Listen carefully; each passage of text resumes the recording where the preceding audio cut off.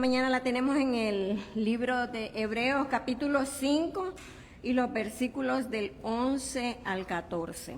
Y dice así: acerca de esto tenemos mucho que decir y difícil de explicar, por cuanto os habéis hecho tardos para oír, porque debiendo ser ya maestros, después de tanto tiempo, tenéis necesidad de que se os vuelva a enseñar cuáles son los primeros rudimentos de la palabra de Dios, y habéis llegado a ser tales que tenéis necesidad de leche y no de alimento sólido. Y todo aquel que participa de la leche es inexperto en la palabra de justicia, porque es niño. Pero el alimento sólido es para los que han alcanzado madurez, para los que por el uso tienen los sentidos ejercitados en el discernimiento del bien y del mal. Que el Señor bendiga su palabra.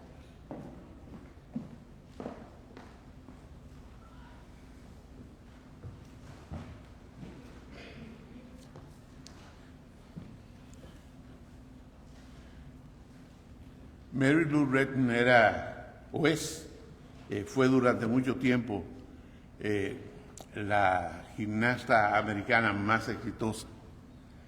Fue la primera mujer de este país en ganar una medalla de oro en las Olimpiadas, haciendo las competencias, todas las competencias. Su actuación le permitió al equipo de los Estados Unidos por primera vez ganar una medalla de plata. Mary Lou, le preguntaron una vez unos periodistas que querían saber más cosas acerca de ella. Ella se convirtió en una verdadera figura en la Olimpiada de Los Ángeles en 1984. Y le preguntaron que qué significaba para ella ser una gimnasta. Y ella dijo que ser una gimnasta para ella significaba que si a medianoche alguien le interrumpía el sueño y se la llevaba a un estadio, ella debía poder realizar su rutina con los ojos cerrados y en absoluta perfección. Porque de tanto practicar su rutina día a día, todas las semanas, eso debía resultarle a ella como algo natural. Así debería ser la fe del cristiano. Nosotros deberíamos reaccionar a cada situación con la misma precisión y la misma maestría con que lo hace una gimnasta que practica durante muchas horas todos los días de la semana. Y más aún porque el cristiano está llamado a practicar todos los días, durante todas las horas que está despierto. ¿A practicar qué? Pues a practicar la fe cristiana, la fe de Cristo, las enseñanzas del Evangelio. Ejercitar lo que creemos para que el músculo de la fe no se atrofie. Solo alcanzaremos madurez mediante el uso de nuestros sentidos en las actitudes y reacciones de la fe en Cristo Jesús. A eso es que se refiere Santiago en el capítulo 2, cuando habla de que la fe que no muestra sus obras, es una fe muerta. Porque la fe no es algo que se practica solamente los domingos en la mañana cuando uno viene a la iglesia, o cuando alguien se enferma y comenzamos a pedir por ellos. Cada vez que nosotros hablamos de fe, casi siempre la mente va, bueno, porque yo le pido al Señor y el Señor me concede. Pero eso no es todo en la fe, eso es una pequeña parte de la fe. Eso es una pequeña parte de la fe. Hay tres cosas necesarias para practicar la fe cristiana: enfoque, devoción y persistencia. En la carta a la iglesia en la Odisea, Apocalipsis 3, el Señor dice: yo conozco sus obras, que ni eres frío ni caliente. Ojalá fueses frío o caliente. Pero por cuanto eres tibio y no frío ni caliente, te vomitaré de mi boca. Porque el problema que tenía esa iglesia era que su gente no se enfocaba. La ciudad de Laodicea era una ciudad muy rica. Por consiguiente, sus habitantes, de los cuales algunos eran miembros de la iglesia, eran ricos. Esas personas tenían un problema de dualidad. Por un lado eran cristianos seguidores del Evangelio, pero por el otro lado había falta de interés en las cosas espirituales. Como introducción a la sección sobre el afán en el Sermón de la Montaña, el Señor nos enseña que nadie puede servir a dos señores. Él dice, ninguno puede servir a dos señores, porque o aborrecerá al uno y amará al otro, o estimará al uno y menospreciará al otro. Es necesario que concentremos nuestro interés en practicar las enseñanzas bíblicas. Enfocarnos quiere decir no distraerse de las cosas que te pueden parecer interesantes, pero que te desvían del objetivo. Quizás sería bueno que nosotros le preguntáramos al RAE, al diccionario de la Real Academia Española, ¿qué dice el RAE acerca de enfocar? Dice, hacer que la imagen de un objeto producida en el foco de una lente se recoja con nitidez sobre un plano u objeto determinado. Es decir, que tienes que eliminar todo lo que está alrededor, lo que te distrae, y enfocarte en eso nada más. Que la imagen sea totalmente nítida, de manera que tú puedas realmente vivir la fe. Necesitamos entrenar nuestros sentidos a procesar lo que produce ganancia espiritual. Como dice el apóstol Pablo en su carta a los Filipenses, algunos de ustedes saben que ese es mi pasaje favorito, mi versículo favorito es Filipenses 4:8, porque habla de eso precisamente, de ese enfoque en lo bueno, en lo útil, en lo amable. Dice, por lo demás, hermanos, todo lo que es verdadero, todo lo honesto, todo lo justo, todo lo puro, todo lo amable, todo lo que es de buen nombre, si hay virtud alguna, si algo digno de alabanza, en esto pensad. Un hermano mío que tiene un problema serio de ansiedad, yo le recomendé ese pasaje, ese versículo. Cuando te sientas así, léelo y concéntrate en eso. Y funciona. Un día normal de cualquier persona normal puede incluir muchísimas ocasiones de enojo, decepciones y cuantas cosas desagradables pueden ocurrir en esta vida. Pero también hay una serie de bendiciones que nos caen de la mano de Dios. Concentremos nuestro día en las bendiciones, en vez de concentrarlo en las cosas negativas. Enfoquemos nuestro andar en el camino que nos conduce a ser mejores cristianos, en vez de ser cristianos a medias. El Espíritu Santo, por medio de Pablo, hizo hincapié muchas veces en la importancia de seguir los ejemplos de los padres de nuestra fe. Es decir, nos insta a enfocarnos en vivir la vida que nos corresponde como cristianos.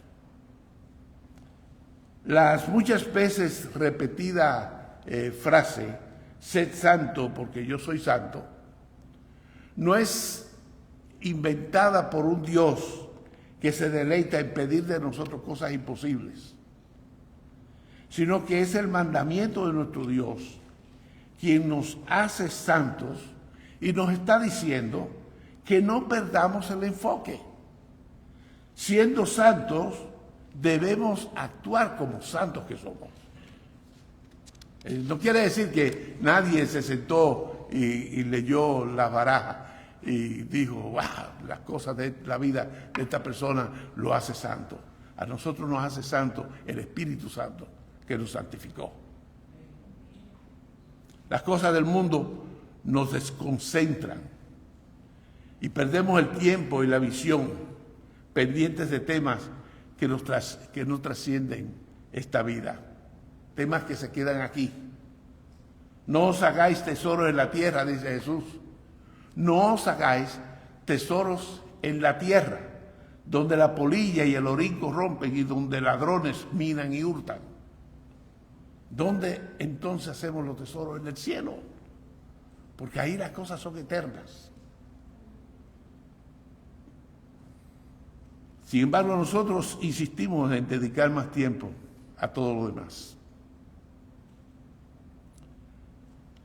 Una vez estaba yo viendo un programa de televisión en donde realmente no era un programa de televisión, era un video en YouTube, donde estaban presentando una serie de artistas latinoamericanos muy populares. Entre los artistas presentados estaba Cristian Castro, magnífica voz. Cuando este salió a escena, salieron también las pancartas de apoyo. Una de las pancartas decía: Cristian, yo soy tu fan número 1. ¿Qué quiere decir para esta jovencita ser el fan número 1 o la fan número 1 de ese cantante? Quiere decir que Cristian Castro tiene la atención absoluta de ella, que su simpatía por el cantante es totalmente suya, que ella no ha dividido su interés por él con ningún otro artista, que ella es una devota fanática de Cristian Castro. Ella es el tipo de seguidora de un artista que se sabe la letra de todas sus canciones, que va a todos sus conciertos, que viaja inclusive de una ciudad a otra, hasta de un país a otro, para ir a un concierto de su artista. Esa es la clase de fanática, de fan, que le envía tarjetas de cumpleaños que él nunca lee, que nunca ve, y que se sabe hasta los pormenores más íntimos de la vida del artista, se cree ella. Para practicar la vida cristiana hay que tener devoción por Cristo. Dice Pablo acerca de la relación con Cristo: con Cristo estoy juntamente crucificado. Y ya no vivo yo, mas vive Cristo en mí. Y lo que ahora vivo en la carne, lo vivo en la fe del Hijo de Dios, el cual me amó y se entregó a sí mismo por mí. Ustedes se imaginan tener ese tipo de devoción que tiene ese fan número 1 de Cristian Castro. Ese tipo de devoción es que describe aquí Pablo. Todos los aspectos de la vida de un cristiano deben estar motivados por Cristo. De ahí que lo que dice Pablo acerca de su vida no es una exageración. Estar crucificado con Cristo significa identificarse con la responsabilidad que nos corresponde a nosotros por la muerte de Jesús en la cruz, a causa de nuestros pecados. Ese que ofendió y pecó contra Dios ya no vive, porque quedó sepultado en la tumba del bautismo. En la tumba quedó uno que se había enemistado con Dios, pero se levantó otro, el cual es una nueva criatura para vida eterna en Cristo. Es innegable que la carne del hombre viejo aún está viva y exige que le prestemos atención. Por eso elige Pablo concentrar toda su atención en Cristo y vivir esa vida en Él. Pablo se hizo devoto de Cristo. Nosotros debemos hacernos devotos de Cristo. No devotos de San Pablo, San Pedro, San Juan, San esto, San lo otro. Devotos de Cristo. Porque solamente de Él debe ser nuestra devoción. En la medida en que nuestra devoción a Dios sea auténtica, así será nuestra práctica de la vida cristiana. Porque en la autenticidad de nuestra devoción estará la autenticidad de nuestra fe en Cristo. La declaración de principios de nuestra iglesia dice que nosotros existimos como iglesia para ser y edificar devotos seguidores de Cristo. Esa es una meta ambiciosa, pero totalmente apegada a las Escrituras, a la visión de la iglesia. Sin la devoción a Cristo no habrá fidelidad a Cristo. Sencillamente no la hay. El diccionario define la palabra devoción no solo como amor, veneración y fervor religiosos, sino también como una práctica piadosa, no obligatoria. La devoción es una práctica de fe enfocada en el objeto de nuestra fe. Y es esta segunda definición que me interesa más, porque hemos estado hablando de la práctica de nuestra fe. Y la frase práctica piadosa no es otra cosa que eso mismo, la práctica de la fe. Práctica piadosa no se refiere a personas que sienten piedad por otras o por los pobres, lo que sea. Práctica piadosa se refiere a la fe, cómo nosotros practicamos nuestra fe, cómo nosotros vivimos nuestra fe. En el año 1952, un hombre que luego fue conocido mundialmente como el coronel Sanders, se vio en la necesidad de cerrar su pequeño restaurante y acogerse a los $106 que recibía mensualmente de parte del Seguro Social. El coronel se dio cuenta muy pronto de que esa cantidad no sería suficiente para él vivir y se decidió a vender la franquicia sobre su receta de pollo frito. Imagínense ustedes. Lo que hizo fue empezar a visitar restaurantes. Iba y con el permiso del cocinero y del dueño del restaurante, él hacía su pollo y luego de hacerlo y que yo lo probaba y decía que era bueno, él le ofrecía que por una módica suma, por cada pollo que vendieran, él le daba permiso para que usara su receta. Eso no se había hecho nunca antes, ni aquí ni en ningún lugar. Es decir que el coronel Sanders no tuvo en su origen ningún éxito, pero él insistió, hasta que por fin encontró alguien que estuvo interesado. ¿Sabe cuántos restaurantes visitó el coronel Sanders para vender sus franquicias hasta que le dijeran que sí? 1,010 restaurantes. Del 1,011 le dijeron que sí. Eso es persistencia. Eso es persistencia.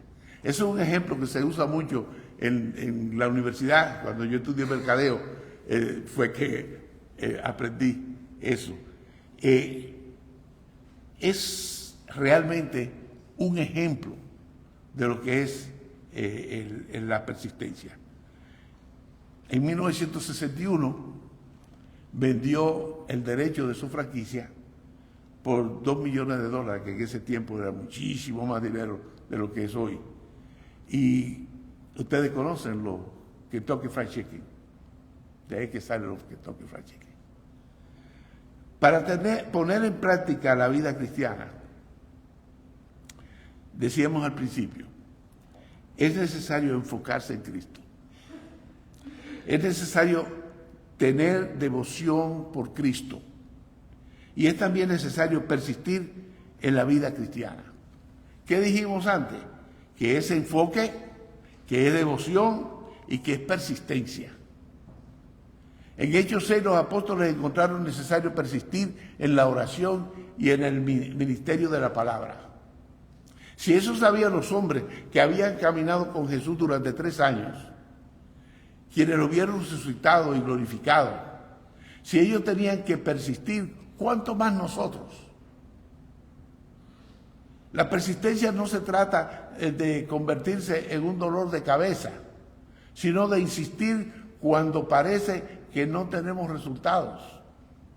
Pablo le recomienda a Timoteo que persista en la doctrina, dice en 1 Timoteo 4:16, ten cuidado de ti mismo y de la doctrina, persiste en ello, pues haciendo esto te salvarás a ti mismo y a los que te oyeren. Más adelante, en la segunda carta, capítulo 3, versículo 14, le dice, pero persiste tú en lo que has aprendido y te persuadiste, sabiendo de quién has aprendido. Nunca debemos dejar de perseverar o persistir en el temor a Jehová. Eso nos lo enseña el libro de Proverbios. Y dice, no tenga tu corazón envidia de los pecadores, antes persevera en el temor de Jehová todo el tiempo. La práctica de la fe se basa en persistir con el pensamiento y con las obras. Persistir con el pensamiento y con las obras. Isaías escribe la bella promesa de que cuando nosotros perseveramos con el pensamiento dedicado a Jehová Dios, Él nos guarda en perfecta paz. Tú guardarás en completa paz a aquel cuyo pensamiento en ti persevera, porque en ti ha confiado. ¿Ustedes entienden eso? La promesa bella que hay ahí. Tú guardarás en completa o perfecta paz a aquel cuyo pensamiento en ti persevera, porque en ti ha confiado. Pablo, apóstol a los gentiles, le escribe a los hermanos hebreos, casi con frustración. Se parece en cierto sentido a la carta que enviara a los Gálatas, a quienes llama insensatos. Pero todo lo que Pablo de lo que Pablo acusa a los hebreos tiene un origen. Es la falta de práctica en la fe. La práctica de lo que fuere nos hará mejores. La falta de práctica nos hará menos hábiles. ¿Entiende? La práctica de lo que fuere que vayas a practicar, cualquier cosa que vayas a hacer, si practicas y practicas y practicas, siempre lo vas a hacer mejor. Pero la falta de práctica nos va a hacer menos hábiles para realizar eso que queremos hacer. El versículo 14 de nuestro texto dice, pero el alimento sólido es para los que han alcanzado madurez, para los que por el uso tienen los sentidos ejercitados en el discernimiento del bien y del mal. Pongan atención cómo es que dice que adquirimos madurez. Es mediante el uso de nuestros sentidos. Pues, interesante esto, porque la mayor parte de las personas que no creen, las personas que no son creyentes, que no son cristianos, que no tienen nuestra fe, piensan que nosotros tenemos una fe ciega. Ellos piensan que nosotros sencillamente somos unos infelices engañados. Pero fíjense como aquí dice claramente que nosotros tenemos que usar nuestros sentidos. Pongan atención cómo es que dice. Dice que adquirimos madurez mediante el uso de nuestros sentidos, ejercitando el discernimiento. Quizás tú has dicho alguna vez, ¿cómo me gustaría la fe que tiene tal hermano? ¿Cómo me gustaría a mí tener esa fe? Yo te digo, practica la fe. La fe que tú tienes, pequeña o grande, practica esa fe que tú tienes. Ejercita diariamente su sentido de discernimiento entre el bien y el mal. Eso es todo. Practica la fe que tú tienes. Tú tienes suficiente fe. Nunca digas que no tienes mucha fe. Ay, de que yo no tengo mucha fe. No, practica tu fe y verás cuán rico eres tú en fe. Que Dios no se equivoca. Si te es difícil perdonar, practica constantemente la misericordia. Si te es difícil dar, practica la generosidad abundantemente. Hasta que te duela, y cuando deje de dolerte, va a empezar a gustarte. Porque tienes más deseos, abundantes deseos de ser generoso. Si te distraen los chismes, practica el autocontrol. Alguien te viene con un chisme, déjalo con la palabra en la boca. No te lleve del gusto, porque eso te daña la fe. Si las finanzas son tu problema, practica la mayordomía. Si alguien que te ve, que tú ves, te cae mal, ora por esa persona. Invítalo a comer a tu casa.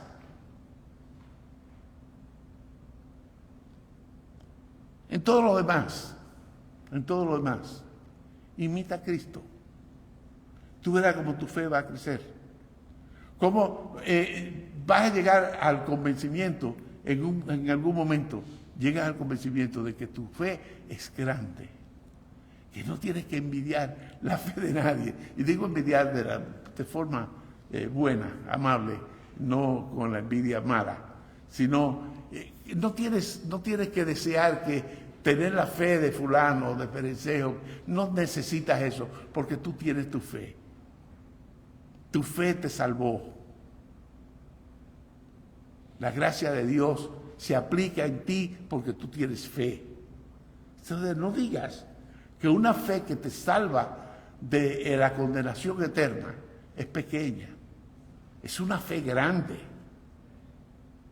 Lo que tiene que ponerla a trabajar, por ejercitar la fe.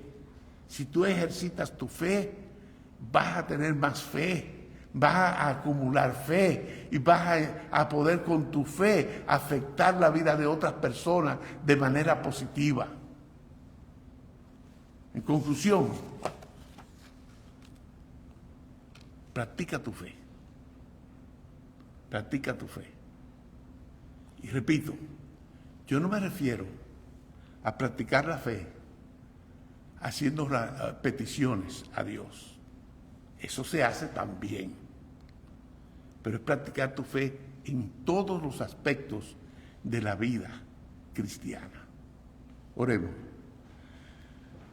Padre amado, gracias Señor por tu santa palabra, gracias Dios bendito por la fe que tú has puesto en nuestros corazones.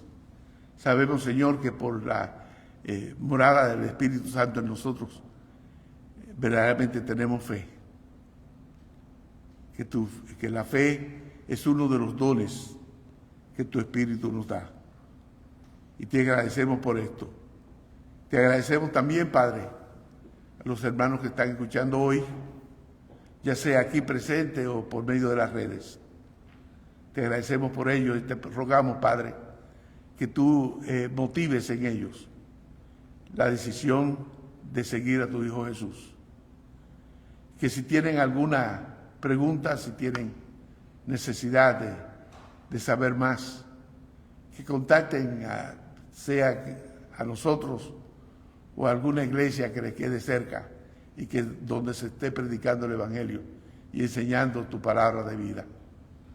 Esto te rogamos, Señor, en el nombre de Jesús. Amén.